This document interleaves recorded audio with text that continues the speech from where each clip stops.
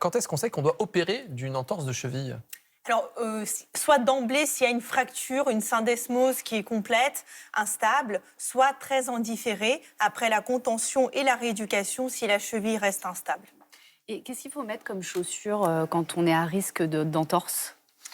Alors, les chaussures qui l'expert, sont- c'est Flavio. hein, mais mais- Vu qu'on en a déjà une d'ailleurs. Les chaussures qui sont recommandées, notamment lors de l'activité, ça va être les chaussures les plus proches du sol. Donc très peu d'épaisseur et surtout des chaussures pas très molles dans l'épaisseur, puisque la mollesse va entraîner le pied, va créer une forme d'instabilité qui peut éventuellement induire une entorse. Et pour les chaussures de marche, on prend plutôt une chaussure qui monte haut quand Alors, on fait de la randonnée c'est ou ça pas? la Parce que Alors, ça, c'est toujours la question. c'est une On question. aimerait croire au fait Oui. qu'une chaussure haute nous protège. Malheureusement, aujourd'hui, il n'y a pas de preuve scientifique qui montre que les chaussures hautes protègent vraiment des entorses. Donc, avec précaution, bien faire du renforcement, travailler la proprioception et l'équilibre, comme on va le voir Bah juste oui. après. Mais Même les une chaussures, attelle ou une chaussure montante, en fait, les ne che- protège pas. voilà, les chaussures ne protègent pas tout. Par contre, les orthèses, en effet, ce qu'il est montré dans la science aujourd'hui, c'est que les orthèses peuvent réduire le risque d'entorse. Quand vous dites C'est assez orthèse, c'est une intéressant. chevillère? Vous parlez de quoi? Alors, pour c'est orthèse très variable dans la littérature, mais il semblerait que plus on soit maintenu avec une orthèse stable, moins le risque est important. C'est ce qu'on observe aujourd'hui. Voilà, par C'est exemple, ce- ça n'est pas le plus gros maintien Ça qu'on que l'on fait. voit à l'écran, mais il semblerait que ce genre d'orthèse puisse aider à réduire le risque, en effet, parce que des fois, c'est la seule façon de bien maintenir le pied. Quand vous faites, par exemple, des sports de contact ou des sports collectifs, par exemple, c'est la seule façon de bien maintenir le pied. Quand on se fait une entorse, on met du froid ou pas? On met de la glace? On met du froid, mais de façon limitée. Il faut arrêter de glacer pendant un mois. Ça ne sert pas à grand-chose. Qui glace pendant un mois? Ah, ça arrive, les patients, ça arrive, ils glacent tous les jours de façon très systématique, Ok, d'accord. parce que ça reste gonflé, justement, on en avait parlé. On sait que dans les premières 24 heures, c'est intéressant, peut-être pendant 2-3 jours, mais au-delà, il n'y a pas d'effet bénéfique, sauf si ça nous aide vraiment à passer Et au-delà. le pansement alcoolisé, parce qu'on n'a pas forcément de la glace dans sa cabane, mais on a toujours du schlaps chez nous. Ça, donc. Alors, les pansements alcoolisés, tout type d'application de froid prolongé, on voit plus de dégâts sur la peau que de bénéfices, malheureusement. Donc, attention, il n'y a pas de bénéfice prouvé sur la récupération, mais attention à des brûlures cutanées. Et puis on peut se faire mal à d'autres articulations si on soigne mal une cheville. Oui, tout à fait. Ouais. C'est très intéressant puisque une cheville mal soignée peut entraîner des problèmes au niveau du genou et notamment des entorses au niveau du genou, du ligament croisé. Si la cheville ne remplit pas sa fonction, le genou peut être en porte-à-faux. Flavio, je vous propose qu'on aille faire quelques exercices Avec plaisir. à la fois d'évaluation de la cheville et de renforcement musculaire. Alors, Rim, vous nous accompagnez, oui, vous faites j'arrive. la J'enlève patiente juste témoin. Les petites Parce bottes. que finalement, quand on parle d'entorse de cheville, il faut déjà apprendre à l'évaluer pour ensuite la renforcer. Et donc, on va évaluer votre cheville, Rim, si vous êtes allez. d'accord. Voilà, tout à fait. Un des premiers tests qu'on va faire avec les patients, ce sont l'évaluation des amplitudes et de la mobilité, notamment d'une mobilité qu'on appelle la flexion dorsale de cheville. Et pour ce faire, on utilise un test qu'on appelle la distance entre le gros orteil et le mur. Donc normalement, c'est un test qui se fait face à un mur. Là, pour l'exemple, on va le prendre avec une chaise. Donc Alors. Rim, vous allez vous approcher avec l'orteil juste en face ici du mur. On va considérer que c'est un mur. Hein. Comme ça, ok. Voilà, on va se rapprocher encore un tout Encore. petit peu. On va voir la distance qu'il y a entre le gros orteil et le mur. Ok. Et vous allez essayer de rapprocher le genou vers le mur. Ok. Jusqu'à ce que le talon derrière décolle. Ok. Là, on voit qu'il décolle déjà un tout petit peu, donc il faudra Ah. se ravancer un tout petit peu, Ok.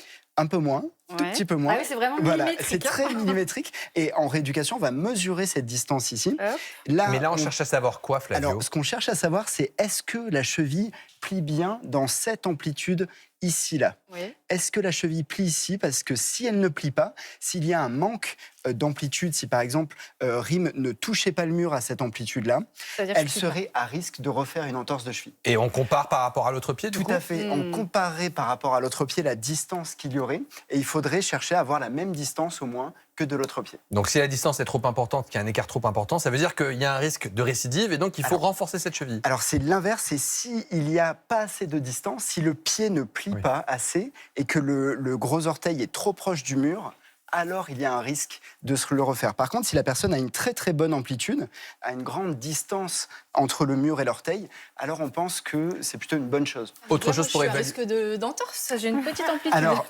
possiblement. Il faudrait on va- comparer de on va l'autre côté, faire mais attention. c'est pas impossible, en effet. Vous avez un autre exercice à nous proposer? Exactement. Donc là, on a identifié chez Rim un petit manque d'amplitude. Donc ce qui va être très intéressant, ça va être de travailler cette amplitude à la maison. Allez. Donc les kinésithérapeutes au cabinet vont travailler manuellement par des exercices, des choses comme ça aussi qu'on va rajouter au mouvement.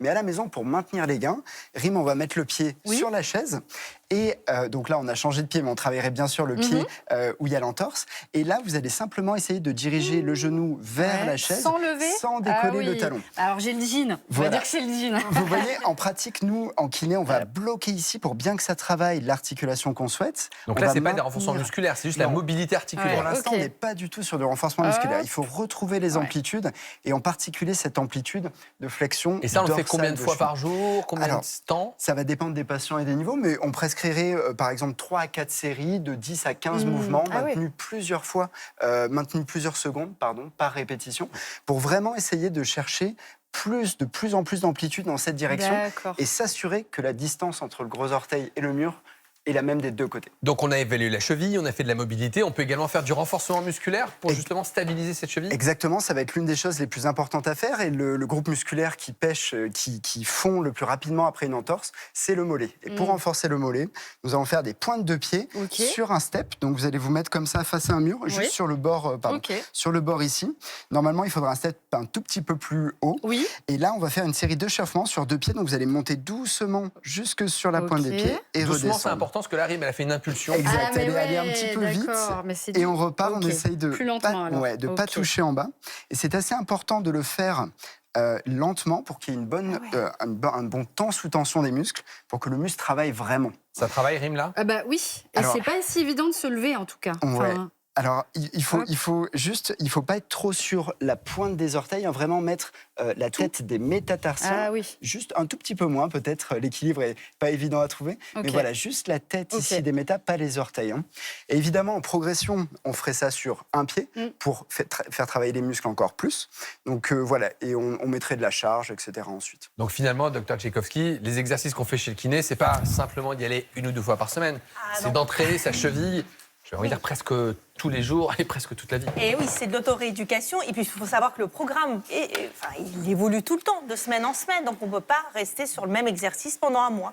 Il faut aller voir le kiné chaque semaine, en tout cas Quel que selon soit le l'âge, rythme parce que souvent on se dit je suis jeune, je fais de la rééducation, mais si j'ai 65, 70, 80 ans, j'ai aussi intérêt à aller faire de la kiné? Et oui, c'est le seul traitement systématique obligatoire pour toute entorse, même bénigne. La kinésithérapie est obligatoire. Christelle nous demande combien de temps avant de reprendre la course à pied? Alors c'est un spécialiste coureur, mais Alors, c'est assez variable. après avoir retrouvé les amplitudes, comme on l'a vu, retrouver la force, retrouver l'équilibre aussi, dont on n'a pas eu le temps de montrer l'exercice, retrouver la proprioception, qui sont deux choses un tout petit peu différentes, et que la patiente peut faire une dizaine de sauts sur un pied sans douleur, alors elle peut reprendre la course à pied à faible vitesse et une alternance de marche et de course dans un premier temps. Donc voilà, on pourrait dire, pour moi, en tout cas cliniquement, c'est mon critère. Juliette nous demande les critères pour reprendre le sport. Il ne faut pas qu'il y ait de douleur en fait. Il faut que la cheville soit stable et pas de douleur. Exactement, stable, sans douleur, et puis qu'on ait fait aussi des tests de reprise de terrain, c'est-à-dire les capacités à changer de direction, à faire des sauts sur un pied, à changer rapidement en fonction d'une information.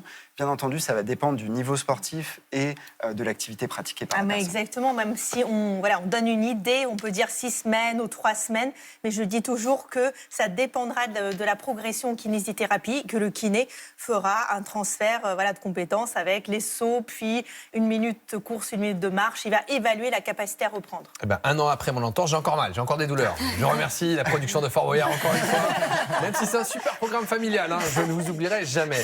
Sarah nous demande d'où peuvent venir les douleurs persistantes après une entorse. On peut avoir des douleurs résiduelles? Et oui, malheureusement, il y a plein de choses possibles. Une entorse qui n'est pas rééduquée jusqu'au bout, avec la cheville qui n'est pas tout à fait stable, qui va continuer à être inflammée. Il peut y avoir des lésions de cartilage et on est passé à côté parce qu'on n'a fait qu'une radio et pas des examens en coupe comme scanner ou IRM et qui sont là, qui font de l'inflammation. Il peut y avoir des inflammations de tendons parce que justement on n'a pas assez renforcé. Donc ce n'est pas normal, il faut aller consulter. Pour terminer, Alain nous demande si on garde trop longtemps une orthèse, ce dispositif pour tenir la cheville, est-ce que ça peut la fragiliser? Est-ce qu'on peut s'habituer? Il nous reste 15 secondes. L'objectif, bien sûr, c'est de s'ensevrer, que les muscles fassent bien leur travail, que le sens de l'équilibre aussi revienne. On a encore 5 secondes pour Et cette question. quand on est rééduqué correctement, on ne doit plus la porter. Voilà. Ah, ça c'est le message, c'est quand on est bien rééduqué, on n'en a plus besoin. Tout à Normalement, il y fait. a plus de ça. Et ben ça conclut parfaitement cette émission. Merci d'avoir répondu à toutes nos questions.